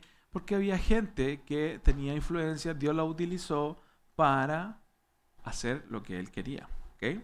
Y ahí llegamos al periodo de la Reforma, nos pasamos al siglo XVI. Este periodo de la Reforma, o el siglo XVI, es conocido también como el siglo de oro de las letras españolas. Nosotros estamos hablando de la Biblia en español, ¿verdad? En este periodo fue donde más hubo florecimiento de las traducciones bíblicas hechas directamente desde la lengua original, el hebreo y el griego, ¿cierto?, a un castellano de alta calidad, podríamos decirlo, o sea, algo bien escrito, a pesar de que había además una implacable persecución contra los traductores de la Biblia. Se incautaban esas traducciones, se quemaban, se trataban de eliminar, por parte de la Inquisición. ¿Ok? Que no salieran. Entonces, en este periodo encontramos el Nuevo Testamento de Encinas. El Nuevo Testamento de Encinas, en 1543, como sale ahí, fue la primera versión castellana o española del Nuevo Testamento que fue traducida desde el texto griego de Erasmo de Róterdam. Hay dos como corrientes, por así decirlo, o dos maneras. Está lo que después se denominó el Textus Receptum, que es esto, de Erasmo de Róterdam, y está el texto masorético. Ya después vamos a ver si tenemos tiempo, lo explicamos en más detalle, o eso es muy amplio. Pero básicamente, Francisco de Encinas, así se llamó la persona o el traductor, él fue un erudito, porque todos estos eran eruditos, es decir, cuando decimos erudito, eran personas que conocían los idiomas, por ejemplo, hebreo o griego. ¿Ok? Y ellos tenían no solamente esas capacitaciones, sino que además eran personas educadas en español. O sea, que como yo digo siempre, yo hablo español, pero no hablo español. O sea, como que hablamos el idioma, pero no somos expertos en gramática, ortografía y ese tipo de cosas que estas personas sí habían sido enseñadas. ¿Ok? Entonces la Reforma, él la abrazó. ¿Quién? Francisco de Encinas abrazó la Reforma y fue animado por Wittenberg para traducir el texto a español, este Nuevo Testamento, porque estaba este Nuevo Testamento de Erasmo de Róterdam en griego, pero no estaba en español. Y estaba el imperio, ¿cierto? O el reinado, mejor dicho, español, donde ya había crecido, había mucha gente que hablaba español y no podían entender ni el griego, ni la Vulgata latina, ni nada de lo que había, porque la gente hablaba español. Entonces comenzaron. Y cuando Francisco de Encinas termina, ¿cierto?, su traducción, se la dedica a Carlos V, que era el emperador en ese tiempo, ¿cierto? Se entrevistó, ¿cierto? Le entregó personalmente, ahí tiene la copia del Nuevo Testamento en español, y fue encarcelado. Fue encarcelado ¿por qué? Por traducir la Biblia. ¿Ok? Y esta traducción quedó prohibida. Nadie puede leer a Francisco de Encinas el Nuevo Testamento. Está prohibido. Sin embargo, tiempo después logró escapar de prisión. Pero lo que quiero mostrar con esto es que la necesidad vuelve a estar. La gente no habla latín ya. ¿Qué necesita? Español. Hay cosas en griego. La gente tampoco habla griego. ¿Qué necesita? Español. Dios mueve a este hombre, hace un Nuevo Testamento, lo comienza, lo da como a conocer y es encarcelado. Oposición. Siempre ha habido oposición a estas cosas. Siempre ha habido. Y gente, para que tuviésemos la Biblia que hoy tenemos, tuvo que estar en el exilio, encarcelada y pasando problemas. Entonces ahí tenemos el Nuevo Testamento de Encinas. ¿Okay? Recuerden, esto solamente es nombrar y superficial, no nos vamos a detener al 100%. También tenemos, parece que puse la misma diapositiva dos veces. Ok, sigamos. Dentro del periodo de la Reforma tenemos esta otra Biblia, la Biblia de Ferrara, que esta Biblia, miren, fíjense que todas eran cosas muy detalladas, se fijan, no era algo como la Biblia, no. Fíjense que hay toda una estructura, hay un arte detrás de estas cosas, ¿ok? Esta traducción era muy literal del Antiguo Testamento hebreo, lo que hablábamos, ¿se acuerdan? Algunas como que eran palabra por palabra, y fue traducida al castellano y fue realizada por unos judíos portugueses. Duarte Pinel, que en su nombre judío es Abraham Huske o Abraham Huske, a lo mismo. Jerónimo Vargas, que fue otro de ellos, bajo el auspicio de los duques de Ferrara. Por eso se llama la Biblia de Ferrara. ¿Okay? Entonces, ¿ellos eran de dónde? De Italia. Ferrara, ¿verdad? Ellos eran de Italia. Entonces, ¿qué es lo que de alguna manera, cómo podríamos decir? Recordemos que estaba el periodo de la Inquisición, ¿verdad? Estaba siendo perseguida las traducciones. No querían que la gente tuviera la palabra en su idioma. Porque solo los del clero, los que eran de la religión y que estaban, sabían hablar latín, y ellos enseñaban la Biblia. Pero la gente no podía leerla. ¿Okay? Pero para facilitar su distribución, incluyeron en la portada, por ejemplo, pusieron el nombre de Dios, ¿cierto? Como una A. ¿Por qué? Adonai. Pues eran judíos. La palabra Adonai era la que utilizaban los judíos para referirse a Dios. ¿Okay? Adonai. Porque el nombre de Dios era tan santo que no lo podían pronunciar y por eso se perdió la pronunciación del nombre. Entonces ellos pusieron A en vez de Dios, porque era Adonai, y escribir también la palabra de Dios, ¿cierto? Con Dio, o sea, sin la S. Entonces fueron como cosas para que no se pillaran, por así decirlo. ¿Okay? Pero solamente algo por decir. Entonces, otra vez, en medio de la persecución, en medio de la adversidad, la Biblia seguía siendo traducida. Habían otros movimientos para ser traducidos. ¿Por qué? Porque lo que Dios hace, nadie lo puede detener. Llegamos también al Nuevo Testamento de Pérez de Pineda, que interesante porque utilizó a un contrabandista que le decían Julianillo o Julián Hernández para distribuirlo, hermano. Hoy día para nosotros es como impensado a veces decir cómo van a contrabandear Biblias, pero hoy día eso pasa. La gente contrabandea Biblias para los lugares donde la Biblia está prohibida. China, ¿cierto? Países musulmanes. Eso pasa hoy, mis hermanos.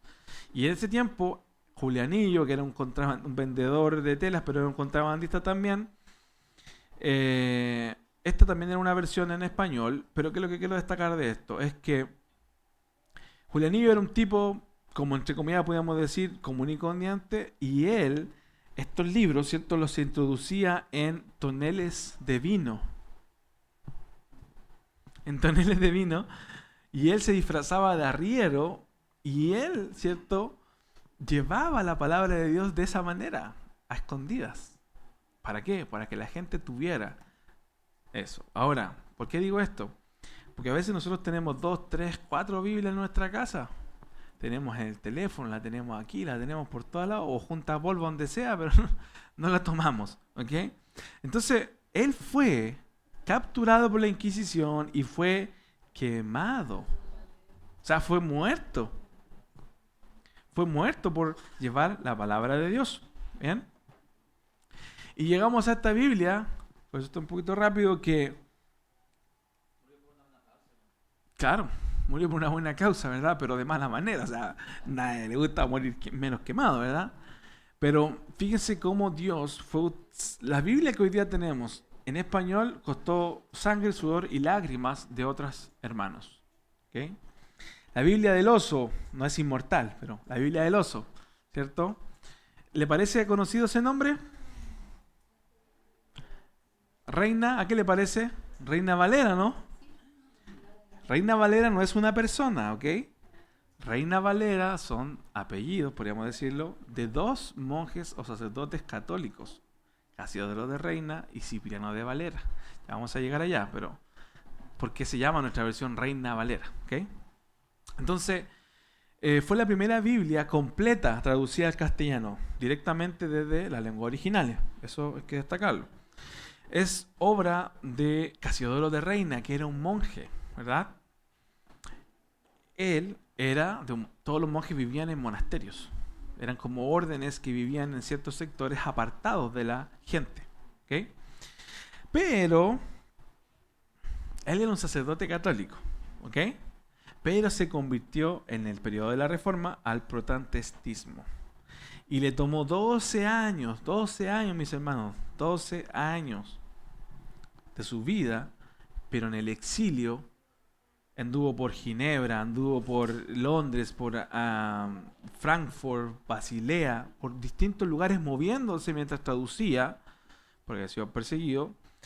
Y finalmente en Basilea fue impresa esta Biblia por Tomás Guarín. Y aquí, ¿qué es lo que queremos decir con esto? Por ejemplo, fue el primer tiraje de 2.600 ejemplares. Una locura, mis hermanos. 2.600 ejemplares para un libro. Eso es una locura en esos años. O incluso hoy día decir voy a imprimir 2.600 libros es como, wow, es muchos libros, ¿verdad? Entonces, si se fijan, esta Biblia del oso, ¿por qué se llama el oso? No sé si alcanzan a ver ahí que hay un oso. ¿Lo ven ahí o no lo ven? Ese es un oso que toma miel de este panal, ¿cierto? Y finalmente esta era una ilustración de que la palabra de Dios es como miel, ¿verdad? Entonces, estaba comiendo miel, eso es lo que trata de reflejar. Reina, o Casiodoro de Reina, usó como base el texto masorético y el texto griego de Erasmo, que ya dijimos. También utilizó la Biblia de Ferrara, que vimos anteriormente, y también utilizó otras versiones posteriores, también en italiano. Entonces, ¿qué quiero decir con esto? ¿Para qué importa esto? ¿No?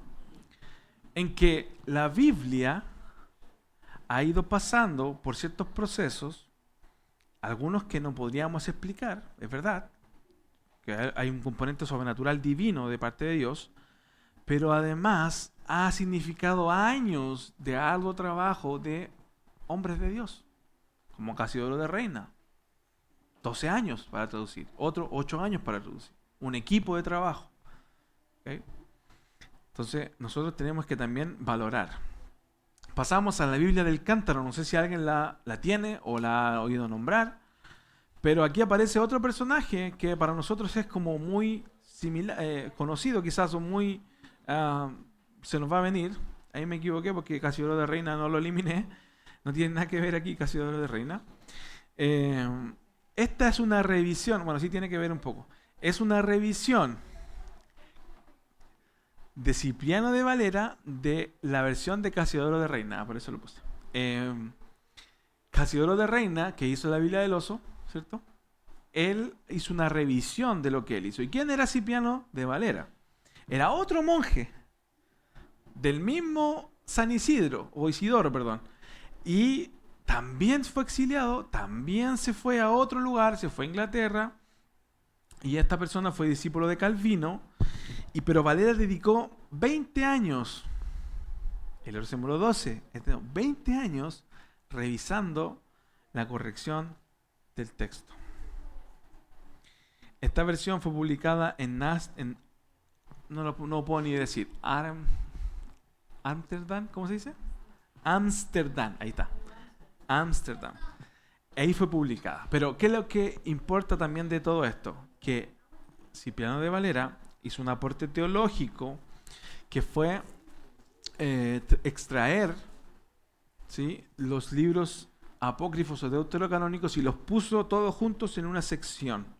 O sea, los sacó de ahí, los puso en una sección final aparte, separada. Como que esta es la Biblia y aquí tiene como un anexo, un apéndice de los libros apócrifos. ¿Ok? Y luego ya pasamos al periodo moderno, al que quizá ya llegamos hasta nosotros, el siglo XX, siglo XXI. Las primeras traducciones católicas autorizadas, no quiero perder mucho tiempo aquí, lo que quiero decir solamente es que seguimos con la misma necesidad de ir actualizando las traducciones, porque ya la gente no hablaba como en el siglo XII. Estamos en el siglo XVI, XVII, ya la gente no habla como en el siglo XIV, ¿verdad? Ya hay que ir poniendo nuevas cosas. Pero además este periodo, el periodo moderno, está caracterizado por que se empezaron a abolir las prohibiciones de traducción de la Biblia. ¿Ok? De alguna manera, la Biblia se siguió traduciendo en lenguaje común de nuevo, porque antes, con la Inquisición, lo que querían hacer era que la gente no tuviera acceso a las Escrituras. Que no las leyera, que no las conociera. ¿Ok? Pero en este periodo comienzan a haber nuevos traducciones desde el punto de vista de la Iglesia Católica. ¿Por qué? Porque aparece también lo que se denominó después, o que se accionó junto con la Reforma, la Contrarreforma Católica. ¿Ok? Entonces, eso.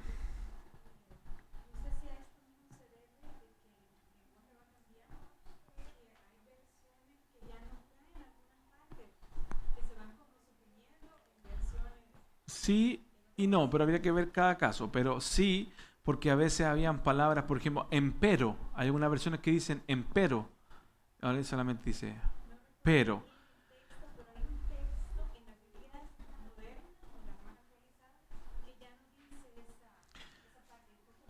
Sí, hay algunos también, ¿por qué? Porque dependiendo de qué manuscrito están traduciendo. Algunos toman un manuscrito X y traducen porque ahí aparece, y otros toman otro manuscrito que ahí no aparece, entonces no lo traducen. Por eso también pasa. Pero habría que analizar caso a caso a qué se refiere. Pero sí, puede pasar. Y sí lo hacen. Y también hay palabras que eran antiguas, que ya no se dicen, entonces se van actualizando. Y eso pasa en todos los idiomas, mi hermano, en inglés, en español, en todo. Porque, por ejemplo, hoy día ya no se habla igual como en el inglés de Shakespeare, por ejemplo. No, ese inglés ya no existe, ¿verdad? Sin embargo, hay palabras en inglés que se mantienen de ese tiempo, pero no todas. Lo mismo pasa en español. Hay palabras que ya no existen o que ya no se utilizan, ya no dicen, ya no se habla, no se dicen. ¿Ok? No quiero perder mucho aquí porque quiero llegar a una de las más conocidas, que son estas. No sé si alguna vez usted la ha escuchado nombrar. La Biblia Nácar Colunia o Colunia. No, no creo. Pero usted quizás si era católico, la leyó o la escuchó. Porque era una versión que se ocupaba mucho en las ceremonias católicas. ¿Okay? Entonces, fue la primera versión católica español, traducida a español, católica, directamente del hebreo, arameo y griego. Aquí no utilizaron otras en latín, no, griego, hebreo y arameo. Entonces ya no utilizaban, ellos no utilizaron la Vulgata latina.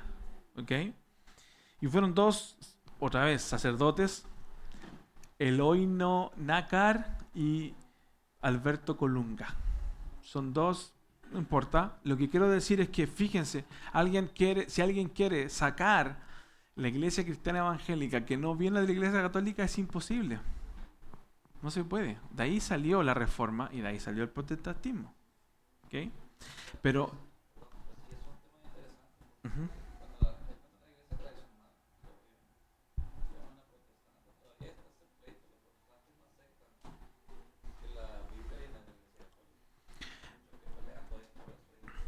O sea, no es que... Sí, hay que pensar que muchas de las... incluso, hermanos, a lo mejor... Bueno, lo voy a decir igual. Mucho de la liturgia cristiana evangélica tiene mucha relación con la liturgia católica. El orden de una misa es como el orden de un culto de nosotros. Solo que nosotros, por ejemplo, ellos le llaman Eucaristía, nosotros le llamamos cena, Santa Cena, ¿no? Entonces, ¿qué es lo que quiero decir con esto? No podemos desligarnos de ahí, aunque no es lo mismo, porque hay que entender que una cosa es el Evangelio de Dios y la iglesia siempre ha sido una y siempre va a ser una. Eso tenemos que tenerlo claro. Hay distintas denominaciones porque están los cristianos evangélicos, por ejemplo, bautistas, están los luteranos, anglicanos, están los pentecostales, ¿verdad? Y cada uno de esos hay tiempos o hitos históricos en los cuales fueron apareciendo. También hay otras corrientes, ¿verdad? Que ya hay que entender que la iglesia, el mensaje de Cristo es una. No decir, en la escena van a haber puros bautistas, no, en la escena van a haber puros pentecostales. No, eso no existe, porque esas divisiones fueron puestas después, ¿no? Por distintas razones. No estamos diciendo que, no, que los pentecostales, que los bautistas, no estamos hablando de eso. Estamos hablando de que la Biblia es el libro para la iglesia. Y de hecho, distintas denominaciones ocupan las mismas versiones, ¿no? Entonces, ¿a dónde está la diferencia en ciertas interpretaciones de ciertas doctrinas? Pero en sí, los que interpretan lo mismo, volvimos a lo mismo, resurrección de Cristo, la divinidad de Cristo, ese tipo de cosas que nos aunan, muchas denominaciones están en el mismo lugar. Donde hay diferencias son en cosas como algunas otras doctrinas o sucesos como la segunda venida de Cristo, que todos concuerdan que viene Cristo, Ahora unos dicen, unos van a raptar antes, otros después, otros que no hay rapto, otros que hay reino milenial, no hay reino milenial, vamos a reinar en la tierra, otros no vamos a reinar en la tierra. O sea, hay como distintas posiciones que van en eso, pero eso es, ¿ok? Entonces, aparece esta Biblia en 1944, que ya comenzamos a tener otras versiones más de la Biblia actuales. Ya no tenemos la del oso de 1500, ahora tenemos la de 1944. Wow, mucho más actual a la que yo estoy, ¿verdad? Hay otra Biblia, la Biblia de Bober Cantera. Lo mismo, nuevamente tenemos personas eruditas que están ahí. Eso es lo que quiero rescatar, más que no aprendamos los nombres. Hay un proceso, hay eruditos, hay trabajo. ¿Ok? Y la Biblia Jerusalén de 1967, que es la que hoy día más utilizan también en la Iglesia Católica, la Biblia de Jerusalén, y que nosotros podemos leerla también, pero tenemos que saber acercarnos a ella. Alguien yo no le podía decir, hermano, no lea la Biblia de Jerusalén porque es del diablo. No, ¿cómo? O sea, no podemos decir eso, ¿no? Obviamente hay ciertas cosas que tenemos que ver cómo están, ¿no? Pero también no le puedo decir, no lea hay gente que yo he escuchado gente que dice, no lea la Reina Valera porque esa no es de Dios. Cristianos tienen que leer o la 1909, es así, la 1900, o la revisión de la 1977, no lea la de 1960. Hay una Reina Valera del 2000, pero ¿por qué fueron perdiendo? Porque las revisiones no fueron tan buenas como la otra y porque se agarró icónicamente, ¿ok? Sigamos. Esta quería llegar, que es la que más nos afecta a nosotros, ¿no? La historia, me quedan 5 minutos. La historia de las revisiones de la Reina Valera. Hay, de alguna manera, mucho que hablar de esto, pero lo que quiero mostrarles es que está la revisión de 1909, ¿ok? No sé si no creo que la tengan, la verdad, porque esa como que ya se ha ido perdiendo, pero realizada por españoles que se llama Juan Cabrera y Cipriano Tornos. ¿Ok? Esto fue muy aceptado para las iglesias evangélicas de España y de Iberoamérica, la Reina Valera 1909. También fueron de alguna manera actualizando, ¿cierto?, ciertas partes de la Biblia. Luego tenemos la revisión de 1960. Esta fue, yo diría, o es, mejor dicho, la Biblia que más se lee en el mundo protestante. ¿Ok? La Reina Valera de 1960. Pero quizás es la más célebre en ese sentido y la más utilizada, ¿cierto? Hasta el siglo XXI, hoy día. ¿Ok? Pero, fíjense, también fue en un equipo de trabajo. No es como que una sola persona dijo, yo voy a traducir la Biblia, y mi versión. O una sola entidad que dijo, ya, yo voy a sacar mi versión y solo para los que son de mi denominación van a leer esta versión. Las demás no sirven. Y lo curioso es que el único que vende esa versión soy yo. Entonces todos tienen que pagarme a mí esa versión. Entonces, ¿quién gana? Yo gano. ¿Okay? Entonces, esta fue coordinada por Eugene Nida. ¿Ok? Pero duró 9 años la revisión, de 1951 a 1960. Pero no fue solo él, fue un comité de eruditos. Como por ejemplo, y de Latinoamérica, fíjense, Juan Díaz de México, ahí está Honorario Espinosa de Chile, Francisco Estrello de México, Alfonso Lloreda de Colombia, Enrique Parra de Colombia y Alfonso Rodríguez de Cuba. ¿Qué hizo la versión de 1960 respecto a la versión de 1909? Actualizó, ¿qué cosa? La ortografía, porque ya no se hablaba igual, ya no se escribía igual. Quitó cosas arcaicas o modismos que eran confusos, que ya no se utilizaban. ¿Y qué fue lo que hizo? Se apegó a 2 textos, al texto masorético y al texto receptus. ¿Ok? ¿Qué es lo que quiero decir con esto, mis hermanos? Nuevamente, Dios está juntando a las personas, hay trabajos de la gente y lo más importante, el factor divino sigue estando ahí. Porque si no, no podría esto haber sido. No podríamos tener lo que hoy día tenemos si no fuera por eso. Y luego, hay otra versión también que utilizamos bastante, o que se ve bastante, es que de las versiones contemporáneas es la nueva versión internacional. La Nueva Versión Internacional... Ah, sí, perdón.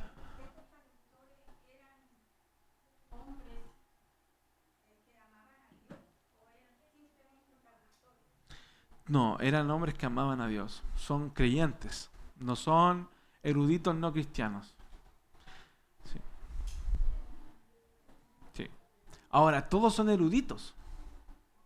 Ahora, insisto, hay algunos luteranos, hay algunos bautistas, hay algunos pentecostales, hay distintas denominaciones involucradas en la traducción. Y eso es bueno, mis hermanos. No es malo.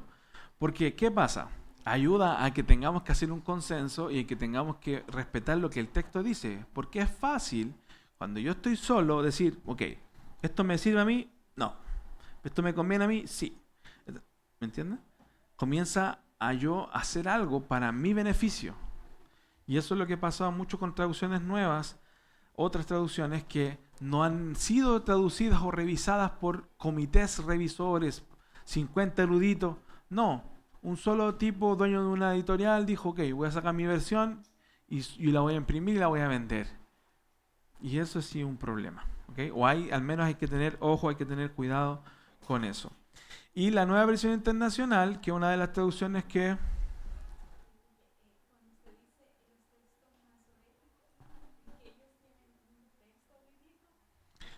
Sí, los masoretas eran judíos que ellos crearon, eran copistas, ¿cierto? Eran copistas, eran eruditos. Ellos crearon un sistema para la lectura y escritura hebrea. Porque el hebreo son solamente... no tenía vocales. Tenía vocales, pero eran solo habladas. No se escribían. Entonces los masoretas, ¿qué hicieron? Pusieron un sistema de puntuaciones y crearon vocales. O sea, no crearon vocales. Las vocales ya estaban. Era como cuando usted lee una palabra, ellos al ver la palabra sabían qué palabra era y cómo se pronunciaba, porque se aprendían las palabras. ¿Verdad? Entonces, si llegaban a decir Adonai, ellos sabían que eso era Adonai, aunque tenía solamente las consonantes. ¿Ok? Entonces los masoretas inventaron un sistema de cómo registrar las vocales, que ya existían, no es que la inventaron así como, voy a inventar la A, no, sino que inventaron un sistema para que la gente pudiese leer esas vocales. ¿Ok? Eso se le llama, digamos, el texto masorético. Y el Tectus Receptus es de griego, sí, pero es como con el sistema masorético. Y el Tectus Receptus es en griego. ¿Lo otro es en hebreo? Esto es en griego. ¿Ana?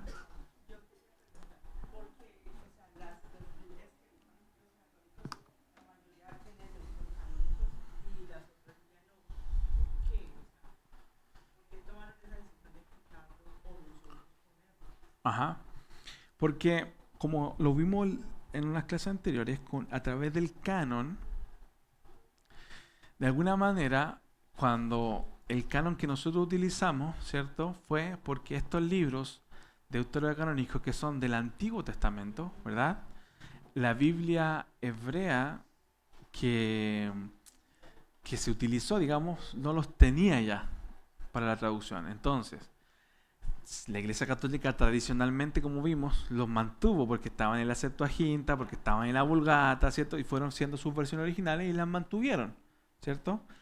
¿Por qué de alguna manera Lutero saca esos libros de alguna manera? Es porque en la versión que él tomó de los manuscritos hebreos, de la versión de la Biblia hebrea, ya no estaba en eso, porque los hebreos no consideraban eso como escritura sagrada, pero sí los consideraban como libros de sabiduría, como libros culturales. Es como que, bueno, no sé si hay algún libro icónico en Colombia, por ejemplo, que usted diga, no, esto casi es patrimonio nacional, o sea, ¿verdad? Es como algo de mi cultura, de Colombia, ¿me entiende? Pero no es una escritura inspirada por Dios. Por ejemplo, en Chile es muy famoso por poetas, Pablo Neruda, ¿cierto? Que crearon, Gabriela Mistral, no sé, que crearon textos que son parte de la cultura chilena, por ejemplo, y que ganaron premios Nobel, etcétera, etcétera, pero eran tan fuertes en la cultura hebrea que era parte también de su forma de expresar la cultura. Entonces, por ejemplo, tenían mitos y cuentos que le contaban a los niños que eran deuterocanónicos, por así decirlo, pero no eran inspirados por Dios, enseñaban algo, sí, enseñan algún valor probablemente. No, claro, no, muchos de ellos ni siquiera fueron escritos por hombres de Dios, solamente personas que escribían cuentos y situaciones para enseñar y transmitir algo. Por ejemplo, en mi país hay muchos libros de cuentos y mitos de la comunidad, o decir, del pueblo, ¿no? Que aquí venía, no sé, cuentos que se explican de creación del mundo, cosas de los aborígenes de nuestros lugares, ¿verdad? Cómo ellos explicaban cómo apareció el agua, cómo apareció los montes, Tenten y Caibilú, que eran dos seres que peleaban y que uno se acercaba al agua y el otro crecía al monte. Entonces son formas de expresar la cultura. Esos son los deuterocanónicos. Y que además sí tienen cosas buenas. Pero no podemos basar nuestra vida y nuestra relación con Dios en esos libros. Ahora, tenemos que acercarnos de esa manera. Ahora, si no lo hacemos de esa manera, vamos a comenzar a tomar lo que dicen esos textos como que fuera palabra inspirada de Dios y que yo tengo que obedecer cuando no lo son. Y ese es el asunto. Y por eso se sacó de las Biblias. De hecho,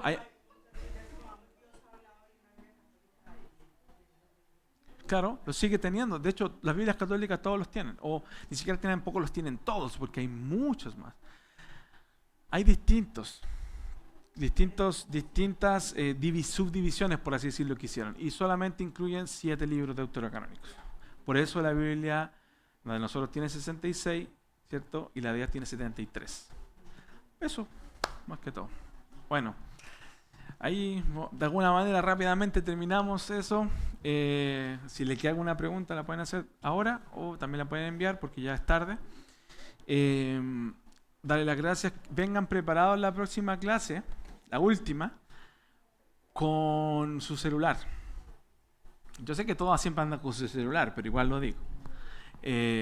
Porque vamos a hacer una actividad que usted va a tener que participar con su teléfono. ¿Ok? Y esto